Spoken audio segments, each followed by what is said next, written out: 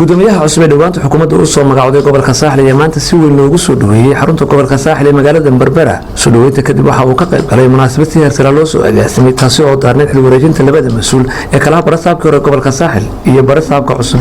ee haatan soo magacaabay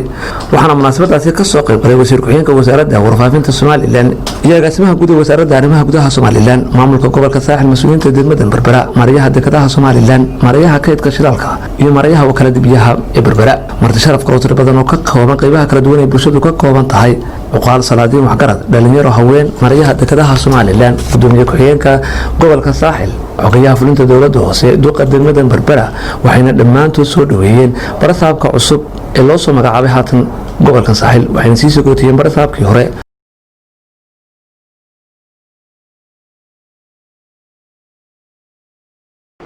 saddex nin bayna soo maray gobolka Boorama gobolka Boorama horta waynu ku raynay Hargeysa in maanta isooyna oo ina hortaagan insha Allah biidnilaahi kariim Hargeysana waxaynu ka filaynaa Boorama isku billi baynu hayna bil Hargeysana waynu eeginaayo imika dadkii qaar baan galay way Hargeysa u bateen gobolka iyaguna Hargeysa uu ka xanaaqay waxa la dad baa lagu soo reedan Hargeysa fara badan aragno gudoomiye gobolku waa gobolkaagii dad fara badan gawaadhida soo saarin halkan baad la qabsanaysaa dad xadaarada baa jooga lama kala xigo barasaabka cusub anagu gobolka Hargeysa musaaka ka soo galbinay Sheekh Salmaan baa hadda waxaan muddo ku salaadiinta mufti xaqa baraya qabanaya waxaan soo galbinay oo gobolkiisa ku soo galbinay oo gobolkaygu ku soo galbinay barasaabka cusub أحمد محمد حاشي برصابك هرنا إن المسكن السيسة موتينو أو سكن اللي هاي حتى يكون أسطورة أيام الفترة باش هو نبي وحكسوا شيء ده عنو ضدك وحسن شيء عقل كأويري وما يران هوس بيجو حلان هذا الكود أنا مقعد حفيزة الدولة ده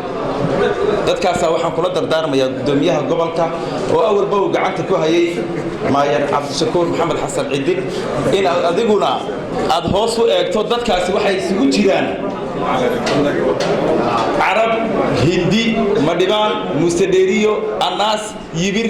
dadka inta hoos loo liido ayay ku jiraan warbixin yar oo aan siiyay wasiirkaygu waxay ahayd gobolka Saaxil wuxuu ka kooban yahay 7 degmo degmada Berbera degmada Sheekh degmada Laasciile iyo Xagal gooda weyn Mandheera iyo Bulxaar qaybta xoolaha markan ka hadlo 3 degmo ayaa xafiis ku leenahay waa Berbera iyo Laasciile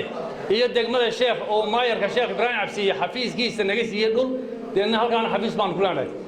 barasaabka waxaan leeyahay madaxweynihii gobolka tahay anigu wasiirka warbixinta waan siiyay waxaan doonayaa in nala bushkarayso 7 degmo dhammaan isduwayaasha gobolka inay xafiis ku yeeshaan وأنا ريحة واي بدومي كسود مو حكومي من هذيك أنا لو ورقة ما كل فاقنا ورقة هذا دبقلية هو شخص هذا يكون هذا بس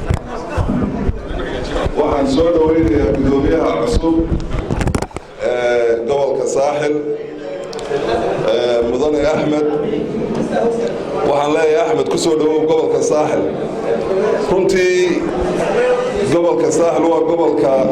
ugu muhiimsan sidii horeba looga dhawaajiyay qaranka Jamhuuriyadda Soomaaliland waa gobol sensitive waa gobol hawshiisu ay aad u adag tahay runtii waxaan jecelahay inaan ku tilmaamo inuu gobolka yahay gobol amnigiisu waa laba xafladood oo suran weeye waxaan halkan ku soo gootiyeynaa barasaabkii gobolka barasaabkii hore gobolka Saaxil ahna barasaabka cusub gobolka Sanaag oo runtii anagu aanu muddo dheer soo wada shaqeynaynay si toosa waxaan uga mahadnaqaynaa muddada aan soo wada shaqeynay si fiican loo soo shaqeeyay waxaan marxaati ka nahay dhammaan hadalladii halka laga soo jeediyay oo dhan inay saxiixeen oo hiliyo runtii waxaan u rajaynaynaa si wanaagsan in Ilaahay u fududeeyo shaqada cusub oo gobolka kale ka qabanayo insha Allah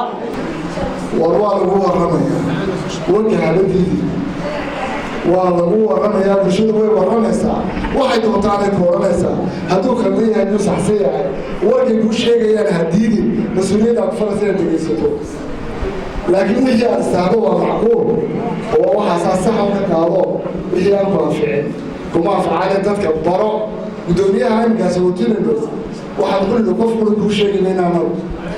laakiin adigu dadka baro qof kasta markay aragto warkaa isheeg kuu sheegayna ina isagaa baran idinkaas baran doonee baro malaha guddoomiyaheenii hore maxamuud cali saleebaan ramaax ayuu ahaa guddoomiyaha ugu badnaa gobollo uu soo maamulay ama gobollo uu ka soo shaqeeyey dalka gudihiisa waxaan isleeyahay guddoomiyaha hadda laynoo keenay waa guddoomiyihii labaad ee dalka soo mara ee gobollo uu soo maray ay ugu badnaayeen taa macnaheeduna waxa weeye waayo aragnimo maamul iyo waayo aragnimo shacbi iyo waayo aragnimo dadweyne kala duwan intaba wuxuu inagu wajaho wuu sitaa baan isleeyahay innagana taas waa mid inoo ah guul iyo waayo aragnimo inagu maamuli doono maamulka cusub intaasi kadib waxaa isagoo halkaasi ka soo jeediyey khudbad dheer barasaabkii hore gobolka saaxil injineer axmed cismaan xasan waxaanu ka warbixiyey waxyaabihii u qabsoomay muddadii uu ku sugnaa amaba uu maamulayay gobolka saaxil sidoo kale waxaa isaguna hadalka ka daba qaatay guddoomiyaha haatan loo soo magacaabay gobolkan saaxil waxaanu ballan qaaday inuu halkii ka sii wadi doono mashaariicdii kala duwaneed ee ka socotay isagoo inuu reebaadiya markaasi adeerha iskuulkii goormaad noo dhisaysaa naxdin bay igu noqotay arrintii waxay noqotay inaanan ka hadhin oo aanaa iskuulkii hala dhiso waxaa noo hirgashay markaa inaanu dhisnaan muddadaasi 5 waxaan aad iyo aad idinka mahad celinayaa soo dhoweyntii qiimaha lahayd ee aad iigu samayseen halkan oo aad igu soo dhoweyseen xilka la ii soo magacaabay ee uu madaxweynuhu ii soo magacaabay jamhuuriyaddeena somalilan musabix cabdi dhammaantiin aad baan idinka mahad celinayaa soo dhoweyntaasi qiimaha leh gabagabadii waxaa iyagu hadalka soo afmaray agaasimaha guud ee wasaaradda arrimaha gudaha somalilan iyo wasiir ku-xigeenka wasaaradda warfaafinta somalilan waxaana yidhahdeen anigoo ka socda wasaaraddii arrimaha gudaha labadan barasaaba la soo shaqeeyey mas-uulkooda ahaa waxaan halkan xafladan midna lagu sii sagootiyayo midna lagu soo dhoweynayo barasaabkii hore ee gobolka saaxil injineer axmed aad iyo aad baa halkan looga ammaanay waxaan qirayaa wixii halkaa laga sheegay oo ah sifooyinka hogaamiyaha wanaagsan inaanu faylkii u geli doono joognaa ugu horreyn waxaan jeclayay inaan gobolka saaxil inaan ku soo dhoweeyo saaxiibkii axmed naasir guddoomiyihii hore ee gobolka saraar oo muddo badan aanu shaqooyin badan soo wada qabannay waxaan kaloo jeclahay halkan inaan ka sagootiyo injineer axmed cismaan oo runtii ahaa mas-uul aad iyo aad u qiimo badan waqti fiicanna la soo qaatay bulshada ku nool gobolka saaxil duuduub ahaan waxaan leeyahay labada guddoomiyeba way dallaceen sida u dallacay waxa weeyaan وعبد الرشيد مبارك عبدي عبد الرشيد سول صومالي كيبل تي في بربرة